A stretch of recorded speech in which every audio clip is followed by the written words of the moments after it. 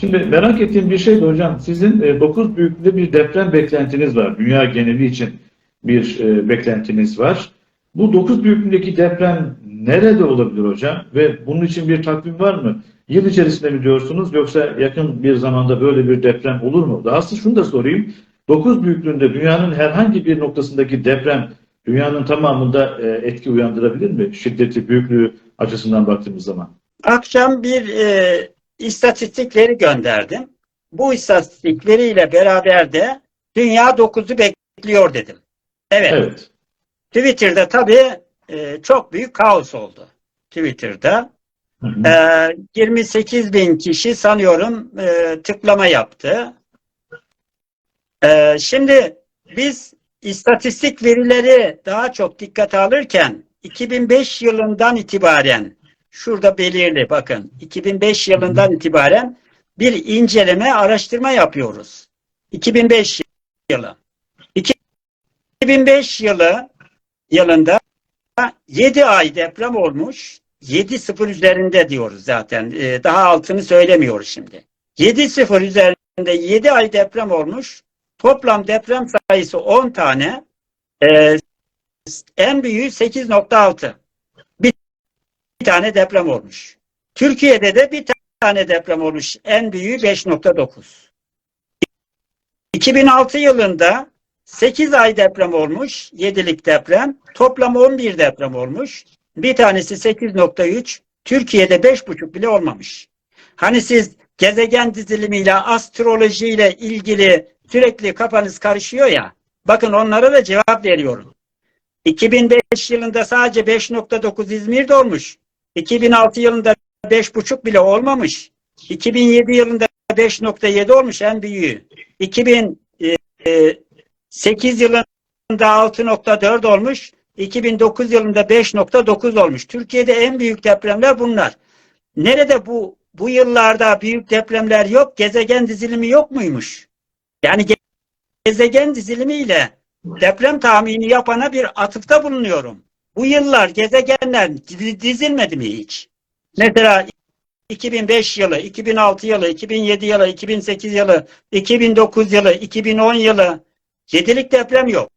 Gezegen dizilimi 6'lık depremlerle mi oluyormuş? Veyahut da 5.5'un altındaki depremlerle mi diziliyor? Böyle bir istatistik veri var burada. İstatistik veri olmazsa insanların kafasını kurcalıyorlar. Astroloji ile ilgisi var diyorlar. Veyahut da burçlarla ilgisi var diyorlar. Veyahut da ay ve güneş tutulmasıyla ilgisi var diyorlar. Ama hiçbiriyle ben göremiyorum. Buyurun. Bu kadar yıl. Yok. Efendim istatistik veri olmazsa estirip kestiriyorlar tabii. İstatistik veri olursa seslerini kesmeleri gerekiyor. Öyle bir şey yok. Şimdi 2010 yılına geldik. 8.8 büyüklüğünde bir deprem olmuş. Ama 10 ay deprem olmuş. Toplam 21 deprem olmuş 7'nin üzerinde. 7.0 ve üzerinde. 2011 yılında 9 ay deprem olmuş. Toplam 15 deprem ama bir tanesi 9.0. Türkiye'de de 7.2 Van deprem olmuş. 2012 yılında 9 ay deprem olmuş. Toplam 16 deprem, 8.4, 8.0 iki tane deprem olmuş. Türkiye'de de 5.9 Rodos'ta. 2013 yılında 9 ay deprem olmuş. Toplam 18 deprem, 8.3, 8.0. Bu 2 yılda da yine herhalde gezegenler tatildeydi. Bakın 2 yıl. 5.9'un üzerinde de yok deprem Türkiye'de. Ve 2014 yılında sadece 4 ay deprem olmuş. 7'lik deprem. 4 ay. 8 ay tatile çıkmış. Gezegen dizilimi dünyada 8 ay tatilde. Eyvah. Ne yazık ya. Nasıl bir olaysa Türk medyası bu adamı süper yaptı. Deprem tahminisi yaptı. Gezegen dizilimiyle.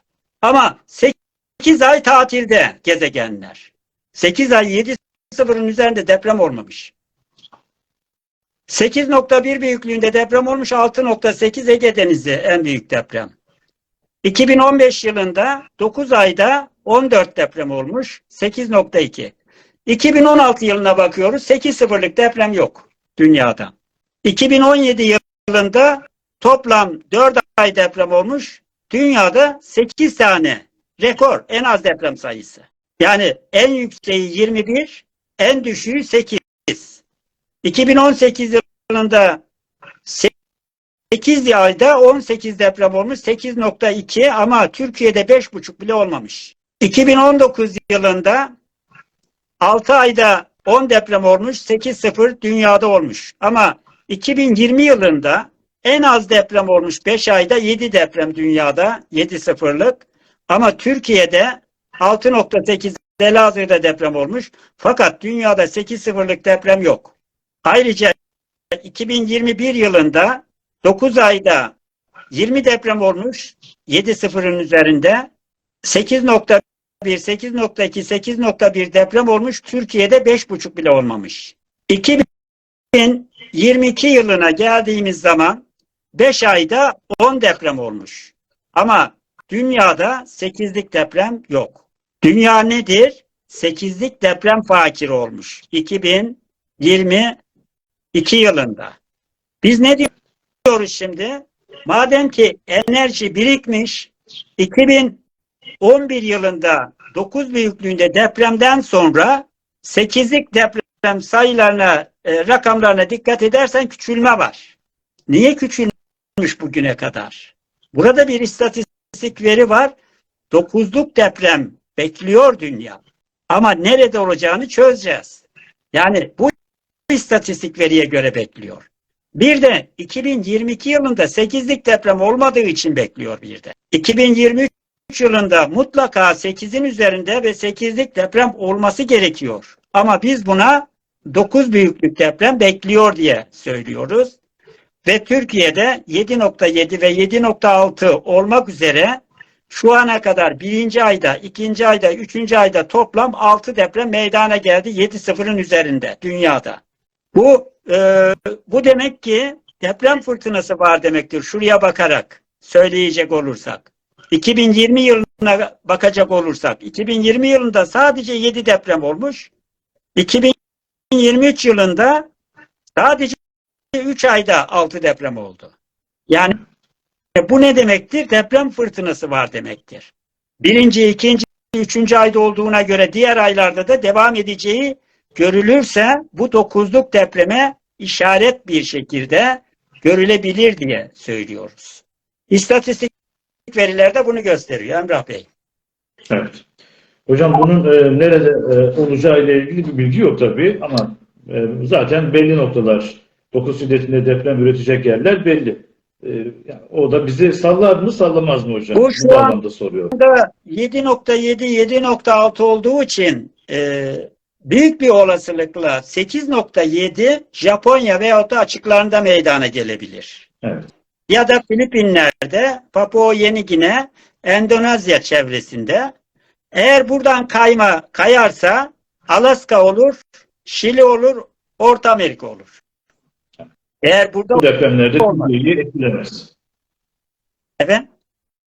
Bu depremlerde Türkiye'yi etkilemez. Özellikle bu bağlamda soruyorum. Etkilemez. Sadece eksen kayması yapar, Türkiye'yi etkilemez. Peki bu şiddetteki depremler Türkiye'deki fay hatlarını etkiler mi hocam?